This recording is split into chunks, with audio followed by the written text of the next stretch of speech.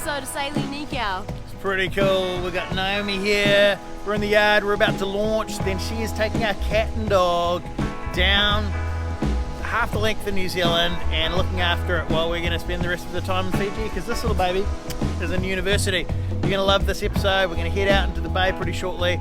Enjoy, guys.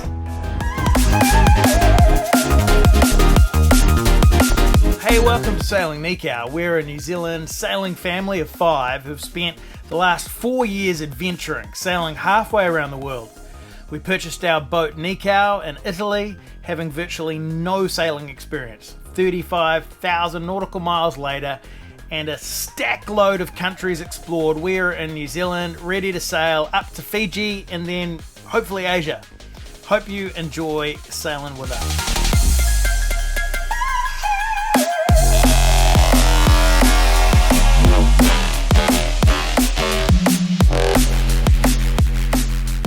We did a big shop at Gilmore's, our local massive supermarket in Auckland.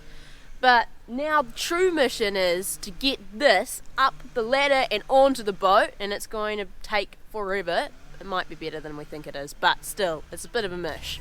It's going to take about half an hour, not forever, but you know what these kids are like.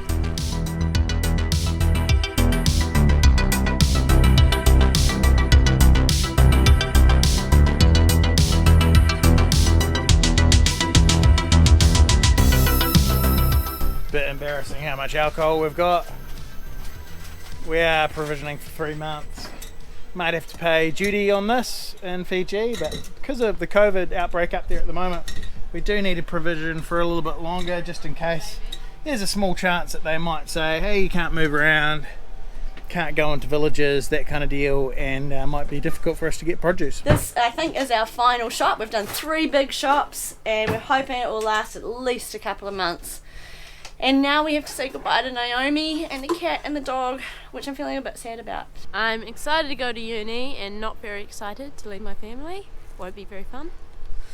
Naomi's, for those of you that don't know, she's doing architecture at university. She's been down there for this part of the year. She's doing really well, and I'm kind of pumped because she's found a really good church with some friends there, the pastors, and they're really looking after her, and so I know she's in good hands.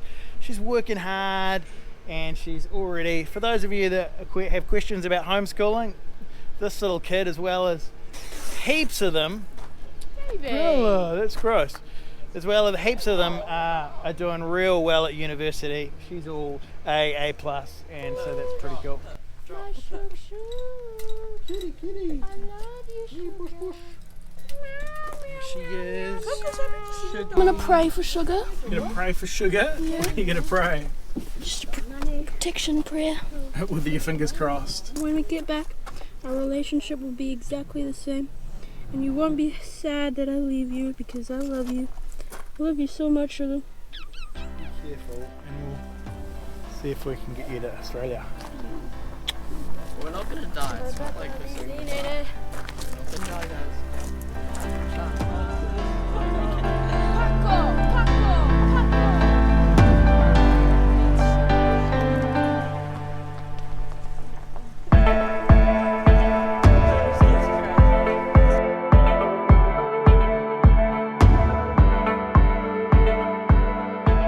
So good to be out of that yard. I'll roll some footage to show you why we were there. There's all these barnacles right all over the boat. The place we were at, Opua, is tragic for barnacles. In fact, we never want to put our boat there ever again. They grew within 2 months.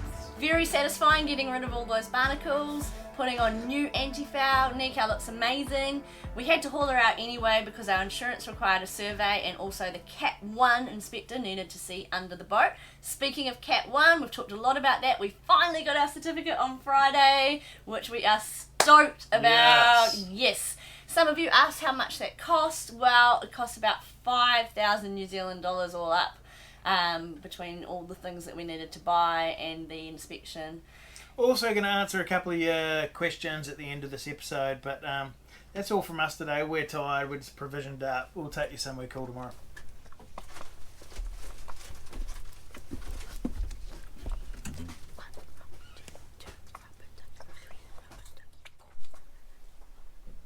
Kids always get up early and get school out of the way. Bella's still in her pyjamas, and they'll now leave school in about 3 hours.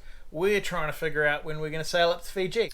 It looks like our COVID test, which we've got to submit to Fiji 72 hours before we leave, looks like we're going to be sending that up to Fiji on a Sunday, and nothing gets done on a Sunday in Fiji, and so all of these just things to figure out are just actually quite exhausting.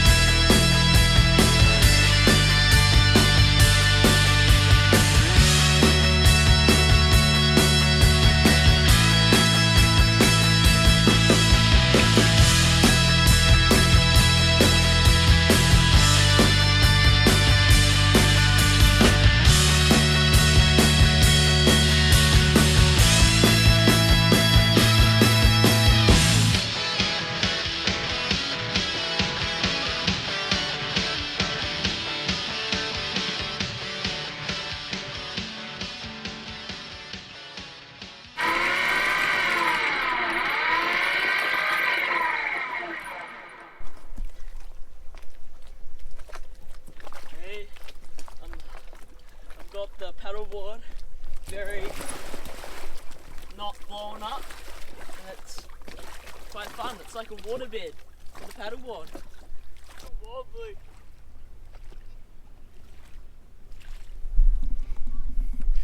So our new mates in the background, Sonodora. They've got 9 kids on board. Cool little catamaran coming up to Fiji. Never done an offshore passage before. Just loving the courage of some of these sailors out of New Zealand. So very cool. Just tied onto the anchor chain. Looks okay. Way to go. It's my new back of the boat, the front of the boat. This is Robertson Island. It's got a Māori name. I don't know what it is. I just grew up coming to this island. In fact, we've got some. My godfather used to live on this island before he passed away. His wonderful wife is still here, and I grew up coming to this island, exploring it. It's got kiwis. The paddleboard left, I think. No, mate. No, no. Please. Oh, no. Oh, what a shame. But what is the kiwi? It's like a chicken. It's like a chicken. They're actually so It's a ugly. flightless bird. So it's pretty boring. ugly, and it's our kind of like our national. Brown colour. You know, with kangaroos for Australia, well, it's kiwis for New Zealanders. In fact, a lot of people call people from New Zealand kiwis. Oh, Will, stop. Wait. Oh, it's a cute little shag. Leave it alone. Whoa! What's it doing? It's so weird. Probably just like 2 minutes. Hey dudes, how's it going? Good. Jazzy, what are we up to? We have tied, well actually Sonodora has tied onto us, we're anchored, and we've tied alongside because we're going to have dinner together. Kind of thought it'd be a bit fun.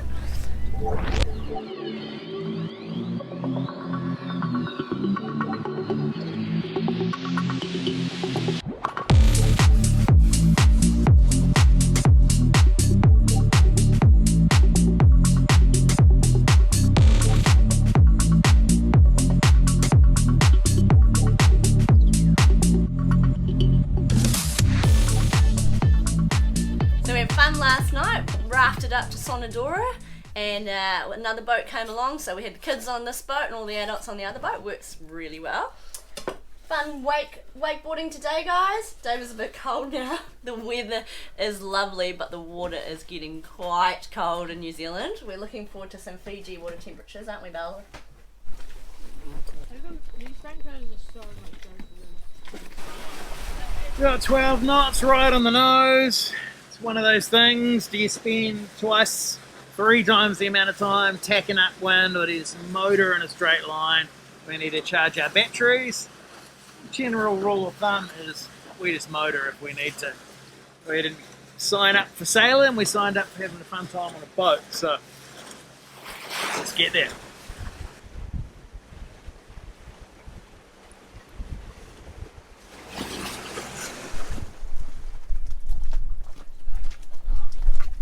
So guys, I thought I'd take the opportunity just for a moment to answer a real good question that one of our fans asked, and I just kind of feel like I haven't sort of kept you guys in the loop really with the whole backstory. If you've been following our channel for a long time, you probably wonder, why is it that we're even sailing? Because we were going to sell Nikau. In fact, we did have a buyer lined up at one stage, and so the question really is, how come you're even sailing? Why are you doing this? I thought you were selling the boat. Maybe you want to answer that, Jazz. Yeah, so we did initially want to sell the boat, and we did advertise it for sale. We had some interested parties. Nothing came about because what happened at that very same time was COVID hit the world, and so it kind of put the kibosh on everything, and Nikau went in the yard for the winter. And then what happened was we realised that having a boat in this COVID world is actually quite a cool thing, because boats were still sailing up to Fiji. Last winter we actually were happy to stay home, but we can still travel and a lot of people can't, and we understand that that's a pretty cool thing. And we also weighed up, you know, what we wanted to do. We had set up quite a few of our properties as Airbnbs. We had kind of got the passive income rolling in again, and we realised that what we wanted to do was go sailing again. Yeah, so we took the kids out of school, and they're in a New Zealand correspondence school system, and so the idea is to keep sailing.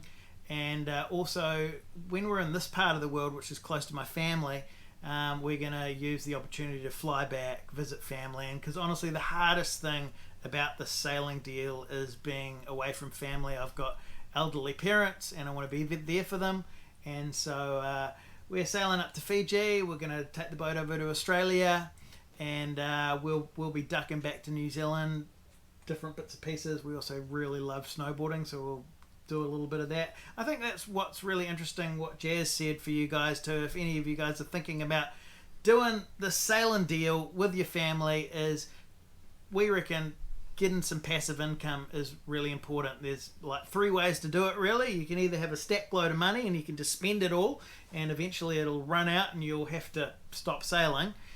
Plenty of our friends have been in that boat.